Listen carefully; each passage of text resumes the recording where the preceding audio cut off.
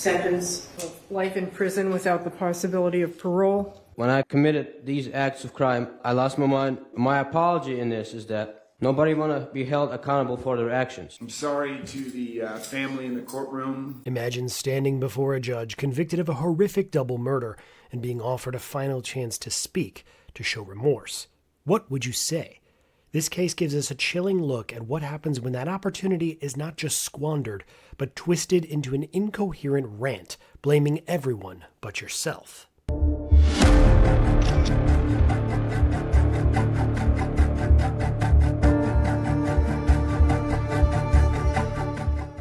Today we're diving into the dramatic sentencing hearing of Dima James Tower, a young man convicted of the brutal first-degree murders of his adoptive parents, Robbie and Jennifer Tower, in Northport, Florida, in August of 2023. After being found guilty of these heinous crimes and for fleeing from law enforcement, Dima Tower was given the opportunity to address the court before his sentencing was formally imposed. What followed was a truly remarkable exchange, as the judge attempted to guide the defendant towards some semblance of an apology, only to be met with a stream of consciousness that quickly derailed the proceedings. There are no further statements, Your Honor. Thank you. Mr. Gilman, do you have anybody that wishes to speak from the defense? The defendant would like to address the court, Your Honor. Okay. Does he want to take the witness stand and speak? I don't mind. Okay, wait. I don't mind taking a stand. Okay. Let me just make sure you understand. I'm not going to allow any disparaging comments related to Robbie and Jennifer Tower. Do you understand that? Here, Judge Cruz sets a crucial boundary. This moment highlights the court's power to control its own proceedings and maintain decorum, especially during a sensitive sentencing hearing. In Florida, as in most jurisdictions, judges have inherent authority to manage their courtrooms under principles outlined in legal ethics and rules of procedure. The judge is preemptively preventing the defendant from further victimizing the deceased or their family through disrespectful or accusatory statements. This isn't about politeness, it's about protecting the integrity of the judicial process and preventing potential appeals based on an unfair or uncontrolled environment. It's a clear warning, this is a sentencing, not another opportunity for the defendant to relitigate the facts or attack the victims. What do you mean? I don't want a single negative comment or disparaging, meaningful, harmful contact. There will be no such words. Okay. There will be only the story. Mr. Gilman, have you spoken to him at all about what he wishes to say? No, Your Honor. Okay. Can you please explain to him what I just ordered? I will not permit Robbie and Jennifer to be disparaged in any way in this courtroom. What he said, I will only tell our story. I will be rational. I will be making sense. I'm not going to be speaking meaningless words I have no reason to say. This is an opportunity for you to show remorse, if you have any, to apologize if you wish to and it's sincere, and to express your gratitude for the opportunity that Robbie and Jennifer gave you if you wish, to apologize to the family and the community you tore apart and destroyed. This is that opportunity. Do you understand that, Mr. Tower? I understand. The judge's statement here perfectly encapsulates the purpose of allocution, the defendant's right to speak before sentencing. In Florida, Rule of Criminal Procedure 3.720 details the procedures for sentencing hearings, which typically include giving the defendant an opportunity to speak. This right allows a defendant to present mitigating factors, apologize, or express remorse. It's a crucial, final chance to influence the judge's decision, even if the sentence is largely mandated by law. However, the judge's precise framing of what this apology should entail, remorse, gratitude, and an apology to the family and community, also acts as a subtle but firm directive. They're telling Dima, this is your moment to own your actions, not explain them away.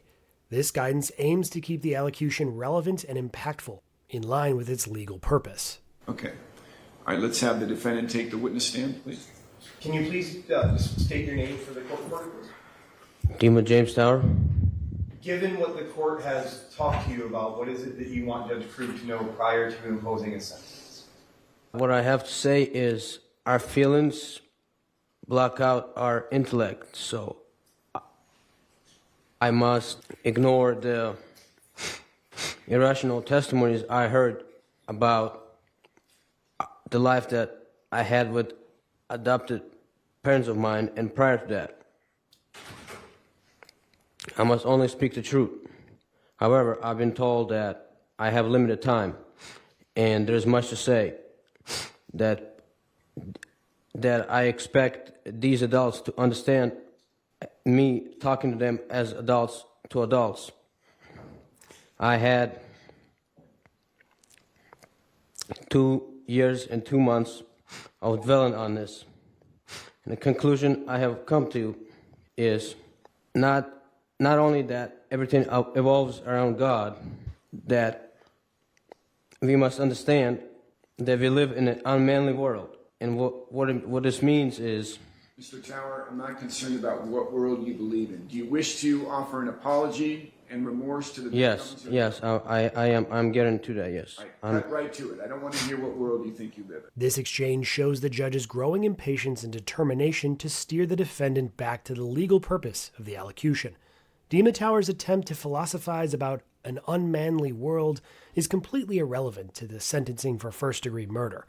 Florida Statute 782.04 defines first-degree murder, and the focus at sentencing is on the defendant's culpability and the appropriate legal penalty, not abstract personal beliefs. The judge's intervention is not just about keeping the proceeding on track, but also about reinforcing the seriousness of the charges and the defendant's position.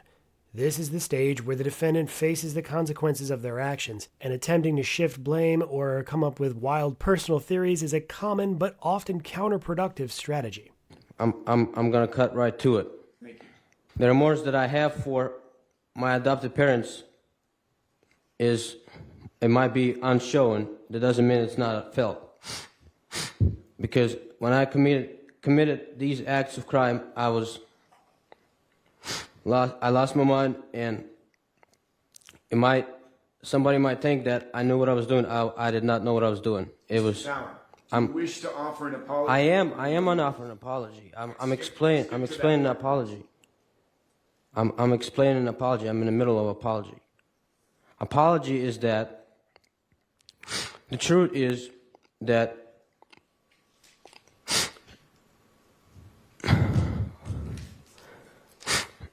there are a lot of fatherless children out there, and my apology in this is that nobody want to be held accountable for their actions, and I'm being held accountable for the actions of grown men.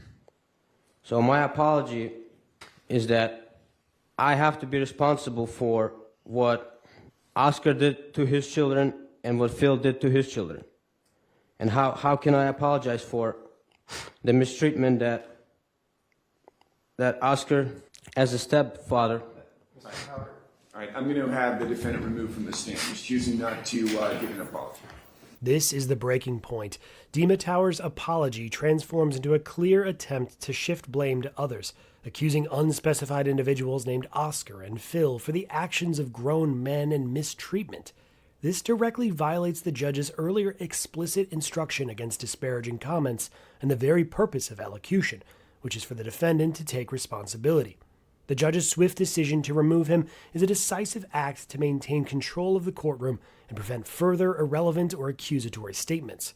It underscores the judge's authority under Florida rules of judicial administration, which empower the court to manage its proceedings and ensure they are conducted efficiently and respectfully. Allowing this to continue would only serve to further disrespect the victims and their family and undermine the seriousness of the sentencing. I'm sorry to the family in the courtroom. I wanted to give an opportunity for you to have to hear from the defendant, to perhaps hear an apology and remorse. I think that is not forthcoming, as we all saw. Mr. Gilman, anything else from the defense? Nothing like that. Okay, let's hear from the state what you're seeking and why. Thank you, Your Honor. As to count one, the state is seeking the statutorily mandated sentence of life in prison without the possibility of parole. As to count two, the state is seeking a consecutive, consecutive life without parole sentence for the death of Jennifer Tower as well as the death of Robbie Tower.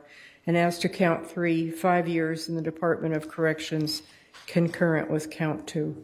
Thank you. Mr. Gilman, anything you wanted to add? No, Your Honor, I don't disagree with the state that the sentence is statutorily mandated. I would just ask the court to impose the sentences on counts 1 and 2 concurrent rather than consecutive. Here we hear the core of the sentencing arguments. The state is asking for life in prison without parole consecutively, meaning Dima Tower would serve 2 separate life sentences, one after another, effectively ensuring he never leaves prison. The defense, while acknowledging the statutory mandated life sentence for first-degree murder under Florida law, is requesting the sentences run concurrently. This means the life sentences for each murder would be served at the same time. While it wouldn't change the life without parole aspect, judges typically have discretion in felony cases to decide whether sentences run concurrently or consecutively, unless specifically mandated by statute. In cases of multiple murders, consecutive sentences are often sought by the prosecution to reflect the severity and distinct harm of each victim's death, though in this case, the judge ultimately imposed concurrent life sentences. All right, thank you, counselors. You can be seated. All right, to the family, I know law enforcement is here who worked hard on this case. I want to thank you for your courtesy throughout the trial. I know it can be very hard to sit in a long trial where you have loved ones that were viciously and brutally murdered, as your loved ones were in this case.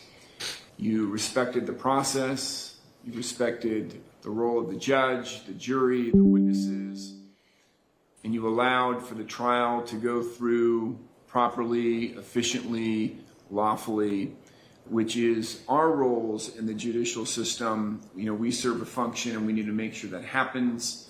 And so I appreciate your role in that. The chaotic sentencing hearing we just witnessed was for Dima James Tower, who was found guilty of 2 counts of first-degree murder in the August 2023 killings of his adoptive parents, Robbie and Jennifer Tower.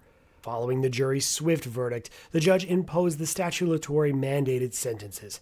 Dima Tower was sentenced to 2 terms of life in prison without the possibility of parole for the murders to be served concurrently. Additionally, he received a 5-year sentence for fleeing and eluding law enforcement, also to be served concurrently with his life sentences.